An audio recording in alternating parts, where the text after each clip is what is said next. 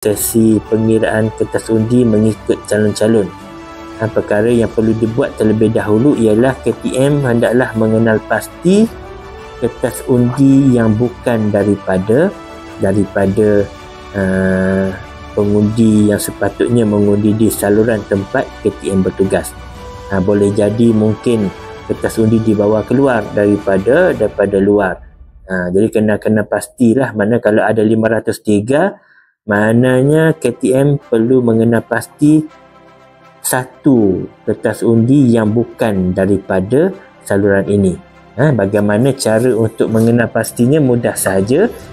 Cuma ambil masa sedikit. KTM hendaklah mengenal pasti kertas undi berdasarkan kepada nombor siri kertas undi dan juga nombor siri cap kertas undi yang diterima oleh KTM. Nombor siri pada cap kertas undi adalah berbeza dengan cap kertas undi yang diterima oleh KTM di saluran yang lain. Begitu juga dengan nombor siri kertas undi. Nombor siri kertas undi yang direkodkan oleh KTM di dalam borang 13 sahaja yang akan diterima sebagai kertas undi yang betul. Jadi ada kaedah lah. Maknanya untuk 503 keping itu KTM hendaklah menyemak satu persatu kertas undi tersebut, pastikan terdapat kertas undi yang bukan merujuk kepada saluran tempat KTM berkenaan bertugas. Kertas undi itu hendaklah dikeluarkan sehinggalah bilangannya mencukupi 502. Okay. Tapi dalam kes ini ada 501, kurang satu daripada nilai yang sepatutnya, iaitu 502. KTM boleh teruskan untuk proses yang seterusnya, iaitu proses pengiraan dan pengasingan kertas undi mengikut calon-calon yang bertanding. Baik, bila sudah selesai borang SPR 757 ni, kita asingkan dulu, keluarkan terlebih dahulu, dan kita teruskan kepada maklumat yang seterusnya. Okay, setelah pengiraan berdasarkan kepada bilangan undi yang diterima oleh calon-calon yang bertanding, KTM hendaklah mengisi borang SPR 764 terlebih dahulu. Sama juga lah, maklumat ni hendaklah ditulis lebih awal lah, untuk mengelakkan situasi kelang kabut ataupun tergesa-gesa oleh KTM lah semasa hari akhir pengundian. Jadi isi terlebih dahulu. Jadi berdasarkan kepada situasi ini, kita masukkanlah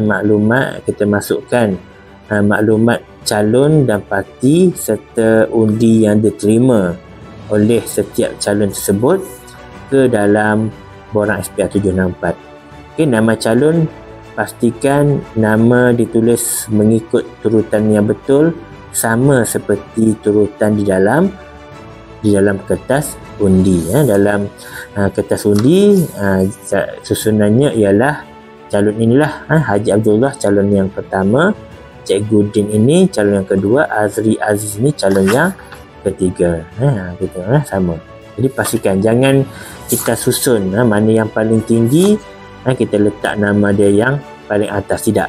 Kita hendaklah meletakkan nama calon mengikut susunan di dalam kertas undi. Jadi kita masukkan jumlah undi dalam peti undi tadi. Jangan kita masukkan 502, kita masuk 501. Dibilang tadi 501. Daripada 501 ini, Haji Abdullah daripada Parti Cawan telah menerima 163 undi. Cikgu Din sebanyak 106 undi. Manakala Azri Aziz daripada Parti Sudu menerima 223 undi. Kemudian ada kertas undi yang ditolak sebanyak 9. Kertas undi yang ditolak ini adalah 9. Bukan kertas undi yang rosak tadi. Kertas undi yang rosak 2 tadi itu, dia tidak ada kena mengena dengan kertas undi yang ditolak. Kertas undi rosak itu kita sudah asingkan awal-awal lagi. Sebelum masuk dalam peti undi, kertas undi rosak itu tidak ada kaitan dengan kertas undi yang ditolak. Jadi KTM janganlah keliru dengan kertas undi ditolak dengan kertas undi yang rosak. Okey, jadi KTM akan masukkanlah maklumat inilah, maklumat ini setelah pengiraan kertas undi telah diasingkan mengikut calon-calon. Okey, kemungkinan setelah KTM mendapat keputusan ini, kemungkinan ada ejen-ejen yang tidak berpuas hati dan memohon untuk pengiraan semula. Okey, untuk pengiraan semula ini KTM boleh mempertimbangkan untuk mengira semula, sekiranya majoriti kemenangan yang diperoleh oleh calon yang menang melebihi kurang daripada 4%. Majoriti itu kurang daripada 4%, KTM boleh mempertimbangkan untuk membuat pengiraan semula. Bagaimana cara untuk mengira majoriti ialah iaitu majoriti kita berkira berdasarkan kepada bilangan undi yang tertinggi. Bilangan undi tinggi sebanyak 223. Tolak bilangan undi kedua tertinggi. Dalam kes ini ada 3 calon. Jadi majoriti berdasarkan perbezaan di antara undi tertinggi dengan undi yang kedua tertinggi, 163 undi. Kalau ada 2 calon yang bertanding, maknanya yang beza antara undi yang menang dengan undi yang kalah, dan dibahagikan dengan jumlah undi yang diperoleh oleh ketiga calon, tidak termasuk undi yang ditolak. Kita tambahlah 163 tambah 106 tambah 223 kali dengan 100%.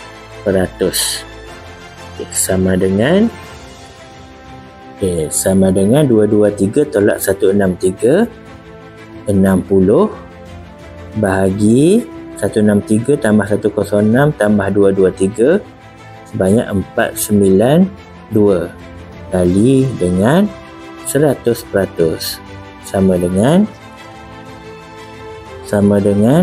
12.19%. 12.19% ini melebihi daripada nilai ambang nilai minimum 4%. Maka KTM dalam hal ini tidak boleh mempertimbangkan, boleh menolak permohonan daripada ejen untuk pengiraan semula. Sekiranya majoriti kurang daripada 4%, KTM boleh membuat pengiraan semula. Jadi pengiraan semula itu bermula daripada mana? Dia akan bermula daripada sesi pengiraan dan pengasingan kertas undi mengikut calon semula lah. Dan sekiranya keputusan tersebut berubah, itulah keputusan muktamad yang akan diputuskan oleh KTM, dan tidak ada lagi kiraan semula yang dibuat selepas daripada kiraan semula yang pertama tadi. Hanya sekali saja kiraan semula dibenarkan, itu pun berdasarkan kepada nilai majoriti kurang daripada 4%. Baik, setelah selesai mengisi borang SPR764 ini, KTM akan mengisi borang 14 dan sempurnakan borang 14, iaitu borang terakhirlah yang akan iaitu borang penyata pengundian selepas pengiraan undi, iaitu keputusan muktamad berkaitan pengundian di saluran tempat KTM tersebut bertugas. Sama juga seperti tadi, pastikan KTM memasukkan maklumat-maklumat berkaitan dengan saluran lebih awal. Lebih awal daripada daripada